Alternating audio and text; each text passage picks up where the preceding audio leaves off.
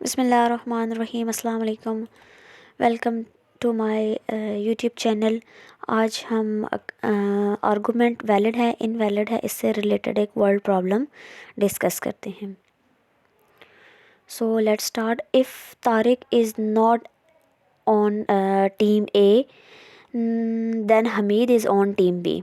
अगर तारिक जो है वो टीम ए में नहीं है तो फिर हमीद टीम बी में होगा।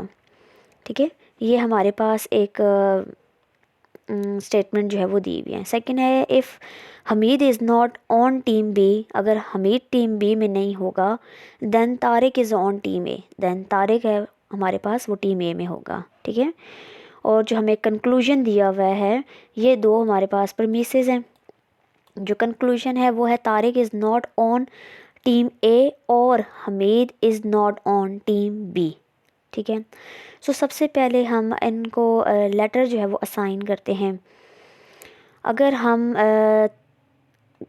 लेट कर लें कि तारिक इज़ ऑन टीम ए, इसको हम डिनोट करते हैं स्मॉल टी से। तारिक टीम ए में है, इसको हम स्टेटमेंट को हम कहते हैं डिनोट करते हैं टी से। और Hamid is on team B, Hamid team B में है, इसको हम डिनोट करते हैं एच से।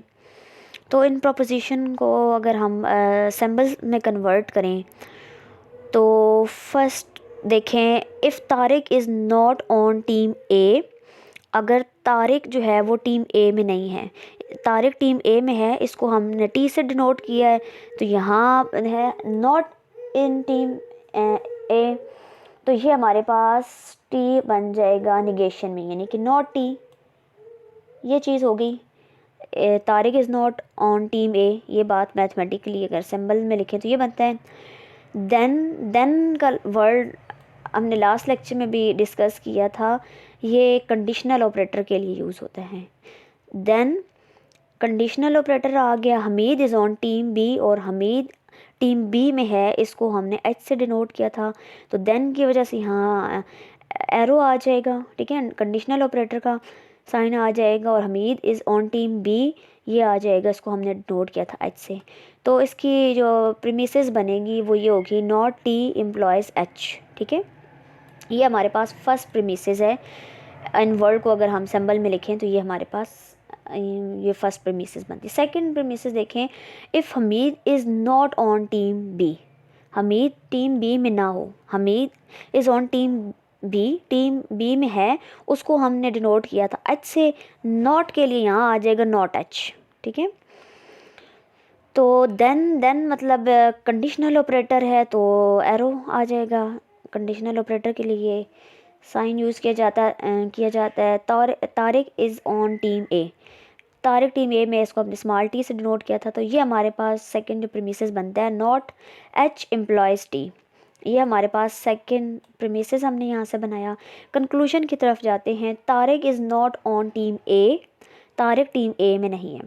यहाँ हमने लेट किया था कि तारिक टीम ए में है, वो हो गया टी, तो टीम ए में कंक्लूजन में नॉट है, तो ये बन जाएगा नॉट टी।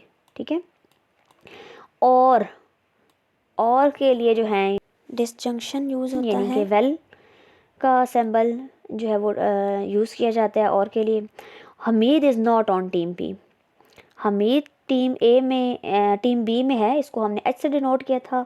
हमारे कंक्लूजन में है कि वो टीम बी में नहीं है, नॉट लगा देना है, ये बन जाएगा नॉट एच।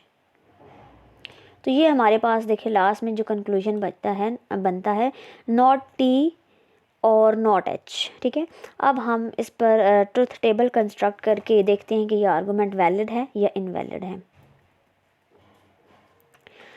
जी, सबसे पहले तो हम हमारे पास दो प्रपोजिशन है, एक टी,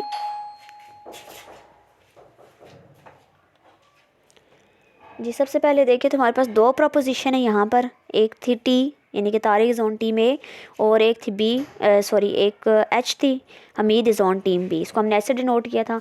तो इन दो प्रपोजिशन के जो पॉसिबिलिटीज़ बनती हैं वो हम सबसे पहले देखते हैं। फर्स्ट पॉसिबिलिटी ये ले लें कि दोनों ट्रू हैं कंडीशन, और सेकंड ये लेते हैं कि ये दोनों प्रपोजिशन जो हैं एक ट्रू है। ठीक है, फर्स्ट ट्रू ले लेते हैं और सेकंड प्रपोजिशन फॉल्स ले लेते हैं। थर्ड हम ये पॉसिबिलिटी ले लेते हैं कि फ़र्स्ट प्रोपोजिशन फॉल्स है और सेकंड जो है वो हमारे पास ट्रू है। लास्ट में ये सिचुएशन ले लेते हैं कि दोनों हमारे पास जो हैं वो फॉल्स हैं, ठीक है।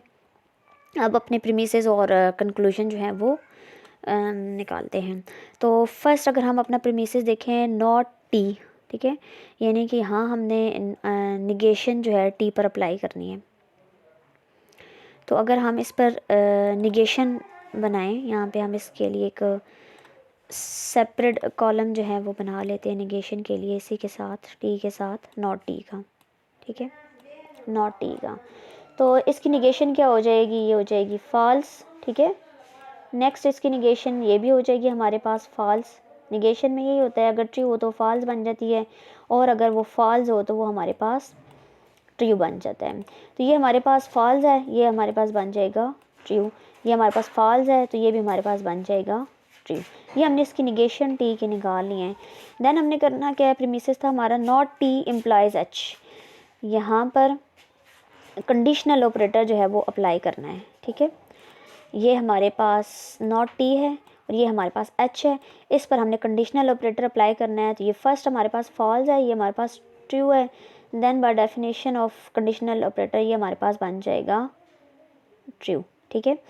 ये हमारे पास फॉल्स है, सेकंड एच भी हमारे पास फॉल्स है, तो ये हमारे पास not T implies H true हो जाएगा।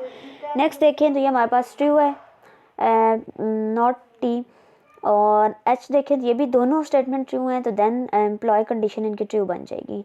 दोनों लास्ट में एक ट्रू है एक फॉल्स है, तो हमारे पास इसकी नॉट टी इम्प्लाइज एच जो है वो हमारे पास फॉल्स बन जाएगी। ये एक ही केस में फॉल होती है, अगर पहली कंडीशन हमारे पास ट्रू हो और सेकंड कंडीशन हमारे पास जो है वो फॉल्स हो, तो टी एम्प्लॉयज़ या जो भी आपके पास प्रपोजिशन है, इस केस में ओवरऑल कंडीशनल ऑपरेटर हमारे पास फॉल्स बन जाता है। तो पहली कंडीशन ट्रू और दूसरी फॉल्स है, ओवरऑल इसकी एम्प्लॉय कंडीशन जो है वो फॉल्स बन जाती है। तो ये हमने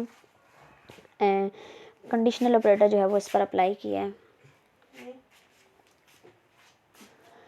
देन हम नॉट एच पर और टी पर जो है वो एम्प्लॉय कंडीशन अप्लाई करते हैं। सबसे पहले तो हम नॉट एच अगर फाइंड करें, यहाँ पर इसका सेपरेट से एक कॉलम बना लेते हैं नॉट एच का, ठीक है, नॉट एच। ये हमारे पास ट्रू है तो निगेशन इसकी हमारे पास हो जाएगी फॉल्स, ठीक है। ये भी हमारे पास ये हमारे पास फॉल्स है तो इसकी निगेशन हो जाएगी ट्रू। ये हमारे पास ट्रू है तो इसकी निगेशन हो जाएगी फॉल्स। लास्ट में देखें तो ये हमारे पास फॉल्स है तो इसकी निगेशन हो जाएगी ट्रू, ठीक है। अब इस पर नॉट एच पर और टी पर एक तो इसको हम नॉट एच और टी पर ये ऑपरेटर एक तो इस पर और दूसरा एच पर, इन दोनों पर हमने कंडीशनल स्टेटमेंट जो है वो अप्लाई करते हैं। तो सब ये देखें हमारे पास फर्स्ट कंडीशन फॉल्स है नॉट एच, और नॉट एच हमारे पास जो है वो फॉल्स है, और टी देखें सॉरी हमने टी पर अप्लाई करना था नॉट टी पर नहीं, ठीक है। तो ये हमने अप्लाई करना है यहाँ, और इन दोनों पर कंडीशनल ऑपरेटर अप्लाई करना है। अगर ये हमारे पास ट्रू है ये फॉल्स है और ये हमारे पास सेकंड प्रपोजिशन ट्रू है, तो ये हमारे पास नॉट एच एम्प्लॉयज़ टी जो है ट्रू हो जाएगा, कंडीशनल ऑपरेटर ट्रू हो जाएगा। ये ट्रू है और सेकंड भी हमारे पास ट्रू, दोनों ट्रू हों तो तब भी एम्प्लॉय कंडीशनल ऑपरेटर ट्रू हो जाता है। ये फॉल्स है और ये ट्रू है तो कंडीशनल ऑपरेटर इसके ट्रू हो जाएगा, और ये ट्रू है और ये फॉल्स है। फर्स्ट केस अगर पहली प्रपोजिशन ट्रू हो, दूसरी हमारे पास अगर फॉल्स हो, तो देन हमारे पास कंडीशनल ऑपरेटर फॉल्स हो जाता है। नेक्स्ट हमारे क्वेश्चन की तरफ आएँ तो ये निकालने के बाद हमने इनका कंक्लूजन जो है वो निकालना है नॉट टी और नॉट एच, ठीक है। ये दोनों हमारे पास लिखे हुए यहाँ पर, इन पर हमने और ऑपरेटर अप्लाई करना है। Then according to the definition of or operator दोनों फॉल्स हों तो और उनका ऑपरेटर जो है वो फॉल्स होता है, तो ये दोनों फॉल्स हैं तो ये फॉल्स हो जाएगा। ठीक है। नेक्स्ट देखें, ये ट्रू है तो ये हमारे पास फॉल्स है, तो कम से कम डिसजंक्शन के लिए एक ट्रू हो तो रिज़ल्ट ट्रू हो जाता है। ठीक है, तो ये ट्रू हो जाएगा। यहाँ पे भी देखें तो ये हमारे पास नॉट टी ट्रू है तो रिज़ल्ट ट्रू हो गया, दोनों लास्ट में दोनों ट्रू हैं तो रिज़ल्ट ट्रू हो जाएगा। ठीक है, ये टेबल कंस्ट्रक्ट करने के बाद हमने प्रीमिसेस और कंक्लूजन को देख के बताना है कि ये आर्गुमेंट वैलिड है या इनवैलिड है। एक यहाँ पर हमारे पास ये प्रीमिसेस है, दूसरी हमारे पास ये प्रीमिसेस है, और लास्ट में ये जो हमारे पास कंक्लूजन है। ठीक है, नॉट टी और नॉट एच। तो पहले तो हम डेफिनेशन रिवाइज़ कर लेते हैं। वैलिड आर्गुमेंट तब होगा जब प्रीमिसेस ट्रू होंगी और कंक्लूजन भी ट्रू होगा। तो फर्स्ट देखें, हमारे पास कंक्लूजन जो है दोनों प्रीमिसेस ट्रू हैं बट कंक्लूजन लास्ट में वो फॉल्स आ रहा है। दोनों प्रीमिसेस ये ट्रू हैं, ठीक है, और इसका कंक्लूजन देखें तो ये हमारे पास फॉल्स आ रहा है, तो ये हमारे पास इनवैलिड आर्गुमेंट हो गया। Conclusion true but premises true और जो कंक्लूजन है वो हमारे पास फॉल्स आ गया, तो ये होगी इनवैलिड आर्गुमेंट। नेक्स्ट रो 2 में देखें तो ये हमारे पास दोनों प्रीमिसेस जो हैं दोनों हमारे पास ट्रू हैं और रिज़ल्ट भी हमारे पास यानी कंक्लूजन भी ट्रू है। ठीक है, तो इस रो को देखकर तो हम कह सकते हैं कि ये वैलिड है। नेक्स्ट तीसरी रो को देखें तो दोनों प्रीमिसेस वहाँ पे भी ट्रू हैं और कंक्लूजन भी ट्रू है, लेकिन एटलीस्ट यहाँ पे देखिए हमारे पास एक तो ऐसी रो मौजूद है जिसमें प्रीमिसेस ट्रू हैं जबकि कंक्लूजन जो है वो फॉल्स है। तो एक भी रो ऐसी हो तो पूरे का पूरा आर्गूमेंट जो है वो हमारे पास इनवैलिड हो जाता है। ठीक है, लास्ट में हम जो हैं वो क्रिटिकल रो को डिस्कस कर लेते हैं। पहले तो हम क्रिटिकल रो की डेफिनेशन रिवाइज करते हैं। वो रो जिसमें सारी प्रीमिसेस ट्रू हों तो उस रो को क्रिटिकल रो कहते हैं। यहाँ हमने कंक्लूजन का ट्रू होना ज़रूरी नहीं है। जैसे अब रो 1 देखें तो दोनों हमारे पास प्रीमिसेस ट्रू हैं। ठीक है, बेशक हमारा कंक्लूजन यहाँ पे फॉल्स है, लेकिन ये रो 1 हमारे पास क्रिटिकल रो होगी। ठीक है, हमने कंक्लूजन नहीं देखना, सिर्फ प्रीमिसेस देखनी है। ठीक है, नेक्स्ट रो 2 देखें, दोनों प्रीमिसेस यहाँ पे भी ट्रू हैं, तो ये हमारे पास सेकंड रो भी क्रिटिकल रो होगी। ठीक है, और थर्ड लास्ट में देखें तो दोनों प्रीमिसेस वहाँ पे भी ट्रू हैं, सारी प्रीमिसेस ट्रू हैं, तो ये हमारे पास तीसरी रो भी क्रिटिकल रो होगी। तो ये तीनों रो हमारे पास क्रिटिकल